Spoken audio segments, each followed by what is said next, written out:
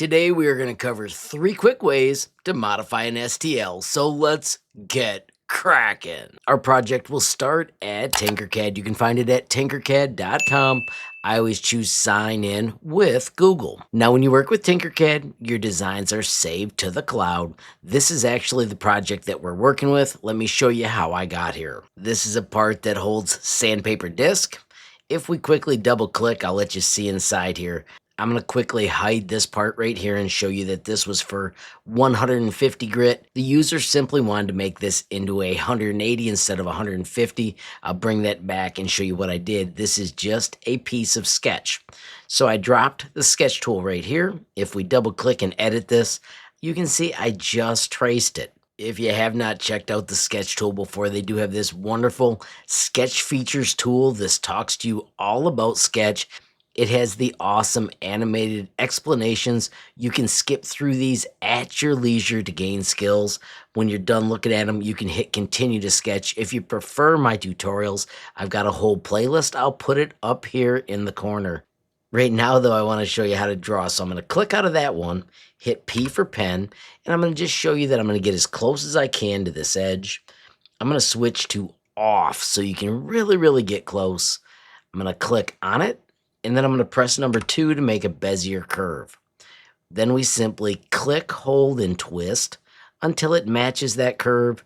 Now I'm going to press number 1 to move up a little bit, over, and then I'm going to finish it.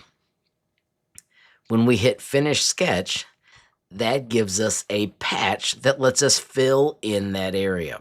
Now you could take your text, click right here, and you could put 180 on it. Scale it to whatever size you prefer.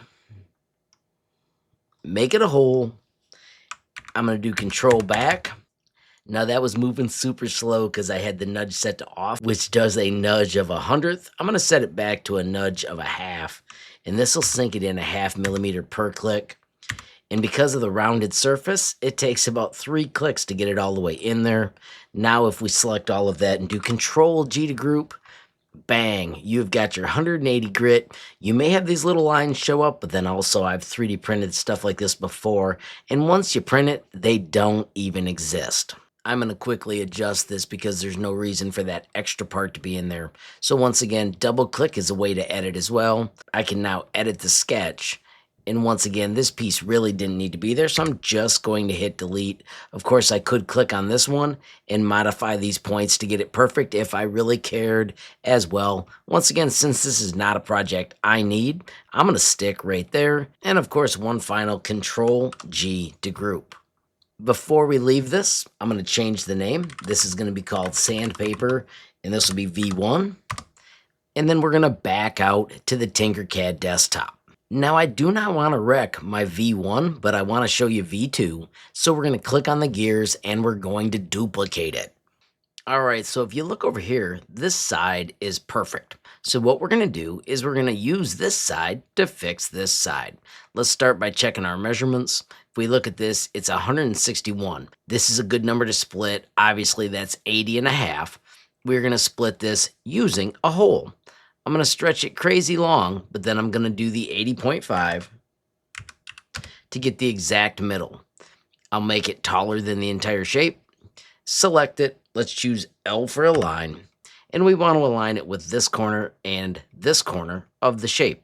Now we're going to take this and make a duplicate. I'm going to hit Control D to duplicate. And then we're going to shift select that hole and do Control G to group. We have now got an exact half, which is super cool, except for this back piece back here. So here's what we're going to do. We're going to cut that again. I'm going to take this one and lock it and hide it so it's not in the way. And then we're simply going to bring out another cube. If we check this shape right here, this number is crazy, 154.23. I'm going to just make this 100. We'll leave the 54.23. Of course, we do need to make it tall. I'm going to make it stretch all the way past. And just to make it look nicer, I am going to do L to align, and I want it to align to this edge. Also in that same vein, I'm going to just shrink this down.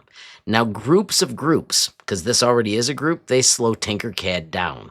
So I'm going to quickly ungroup that, Now I'm going to grab all three together and do Control G to group. We've just created a separate part. I'm going to make the color a different color. Let's go with a bright red. Show all, and watch this. If we click on this little guy and do flip in this direction, so that totally fills that hole with the good side. Let's unlock the part, select the two, and do Control G to group. Notice it still pokes through a tiny bit. That is because right here, we still need to nudge this. See how it does not fit exactly? We're simply going to double click. Make sure we've got the red one selected. Turn our nudge to 0.1 and simply nudge that. One click, it looks like. Maybe I'll try one click forward. Zoom in and see just how that looks. I think that's going to be outside, so I'm going to go back this way. And let's click somewhere else and see how that turns out. There is a quick fix, maybe not totally perfect, but if you touch that with the sandpaper after it prints, I think you'd be good to go. And of course, I do want to highlight there are other ways you could have done this. You could have just tried a cylinder piece that was stretched. That's one of the coolest things about Tinkercad is there are so many ways to get your steps accomplished. Friends, the third project is going to be using Meshmixer. Once it opens, of course, you can check the link up here for a video of how to find it. We're going to hit import and we're going to grab the original sanding disc. Once it arrives, this is the 150 that we need to erase. We're going to do that with the selection tool. Now the selection tool comes in at size 55. If you just drag this straight across, it does a good job grabbing the 150, but it also gets this top edge. If you hold down the shift key and click on those, you can get rid of that top edge, which we did not want selected, but also we lost these pieces. So I'm going to go back to the size of the brush, and I want to just make sure that it covers through here. Once you've got that all selected, do make sure you've got all the little lines, like that gray one was the last to get grabbed. I'm going to orbit under to make sure I don't have this edge selected. I'm going to make this real small, go all the way down to 15 or 20, and I want to get rid of this edge. So I'm holding shift, making sure I don't have any of that curved edge grabbed. I want to just be doing these top pieces. I also have no reason to mess with those. With this all selected, friends, all we do is hit the letter F, which is erase and fill. When you hit accept, that project is now ready to go. Simply click on it and do File, Export.